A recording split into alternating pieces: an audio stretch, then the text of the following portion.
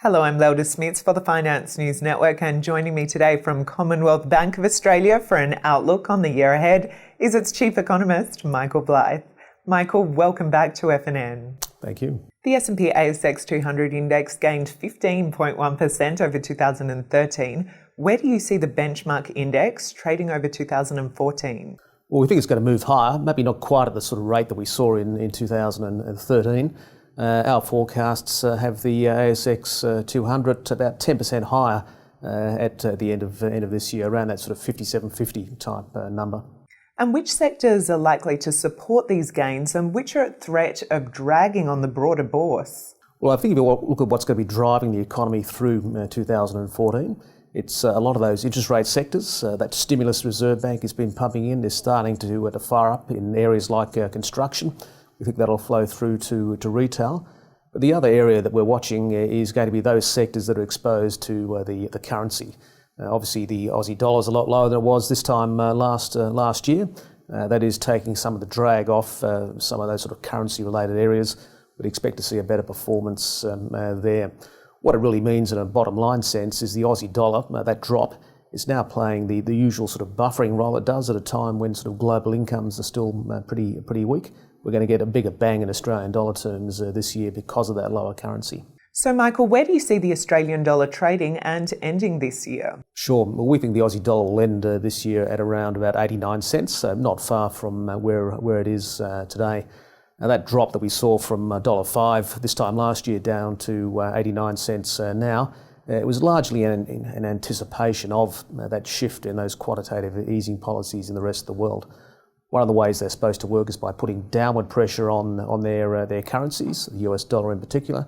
And of course, as the US dollar goes down, everybody on the other side of that has gone up, including the Australian dollar.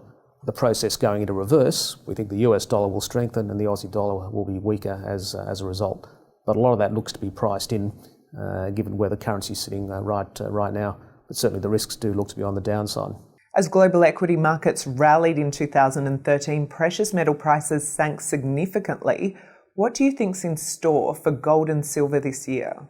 Well, I think the big story globally, of course, has been that extreme monetary accommodation, that quantitative easing, as it's called, the major central banks have put in place. It's encouraged a lot of interest in precious metals in particular. Well, of course, we're now seeing the US Federal Reserve start the process of winding back on that stimulus. So some of the support there under precious metal prices we think will actually recede as we move through 2014. So what price would you put on the precious metals by year end? So we have gold prices, for example, dropping back below the $1,200 mark as we move through this year. Silver prices, we think the current sort of $20 level is probably around about where we'll end up the year as well. That sort of risk focus on those precious metals will recede, we think, in 2014. Iron ore has seen a soft start to the year with prices hitting 5-month lows of about $130 per ounce. What's your outlook for the steel-making commodity? Well, likewise, we think there are some further price drops to come through there. Our commodities team think we'll see the iron ore price at the end of this year at about $119. So a bit below where we are now, but it's still very high by any longer run comparison.